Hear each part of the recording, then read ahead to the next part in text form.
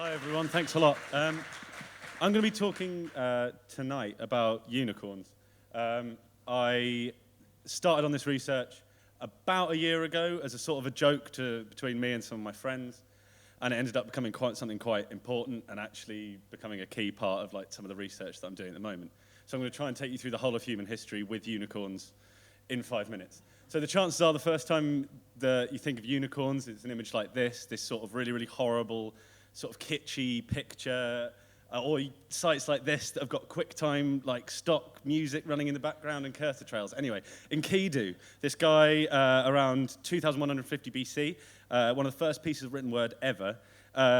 His mum's a doe, his dad was a deer, and he had to be coaxed out of the forest by the most beautiful prostitute in the land, which is very similar to later unicorn bits. This is the Chinese unicorn, the Qi Lin. The Qi Lin appears when everyone's happy in the kingdom. There's a just ruler, and there's also everyone's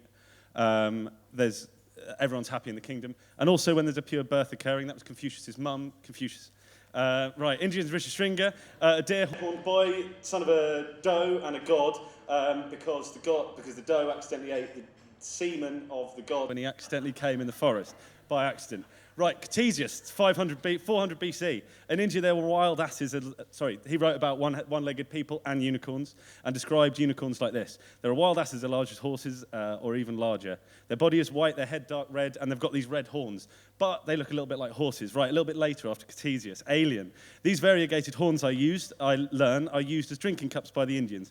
Only great men used them after having ringed them about with hoops of gold. This is actually from the 17th century, so it's nothing to do with alien at all. But it basically means they're pure. Right, now we hit up to the Renaissance. This is Cecilia Gonzaga, who didn't get married or have sex with anyone because her dad said that she had to get married to someone, so she became a nun. This is on a coin, and she's portrayed next to a unicorn who's super pure. And it's it's not white yet. Now it's white. So you hit the 15th century, and this is one of the earliest tapestries that we have record of.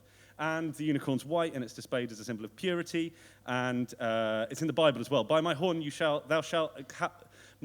thou shalt exalt like the horn of the unicorn. I should be anointed with fresh oil. Probably because of a mistranslation from these guys, which is the reem, this proto-cattle type. There's this huge kind of bull thing that might have something to do with the unicorn myth, and definitely is the reason that it appears in the King James Bible.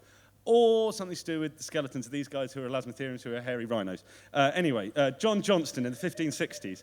This guy, he presented unicorns in a book called Historiae Naturalis, and it's portrayed next to things like lions and rhinoceroses. Anyway, Otto von Guericke, sorry, God, I've tried to put too much in this.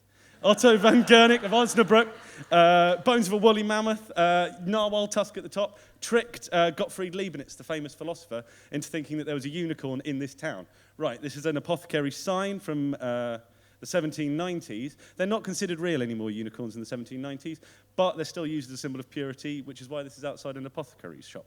All the medicines and stuff like that. And again, with the narwhal tusk, which we saw before in Otto von Guericke's big old unicorn horn. 1800s, they sort of disappear, apart from this book here, which is from a field guide on how to identify unicorns by their sounds. And they've actually got A, B, C, D, E, F, G all around them, apart from the tail and the hooves and the horn. 1930, Dr. Dove at the University of Maine made this after hearing about a single-horned sheep that was given to the Prince of Wales in 1906. It fuses together two horns of a calf. It fused together the two horns of a calf and touted it like this. And it ended up becoming the main one in its breed, Fantasia. Ridiculous unicorns, everything's getting a little bit colourful and a little bit psychedelic, and totally and utterly ridiculous.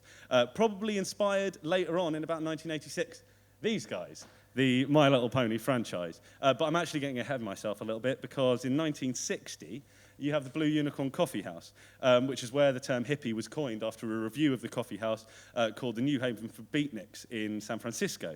And the unicorn then entered the lexicon associated with this ridiculous youth thing that was totally fueled by drugs. Anyway, Robert Vavra's Unicorn I Have Known, one of the most ridiculous books I've ever read. 1983, world-famous wildlife photographer makes a book about how to spot and find unicorns because he claims he's taken a picture of one in a forest. No one quite knows whether it's fake or not. 1990, Usenet comes up.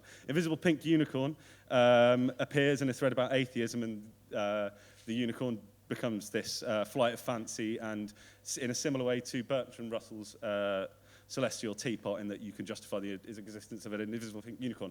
Then we hit unicorn dreams again a little bit later on. Charlie the Unicorn in 2006, which goes totally surreal and takes everything totally out of its thing, and the almighty robot unicorn attack in 2010, which takes it to a new robot level. I'm going to be doing this again in April with lots more time. So thanks a lot.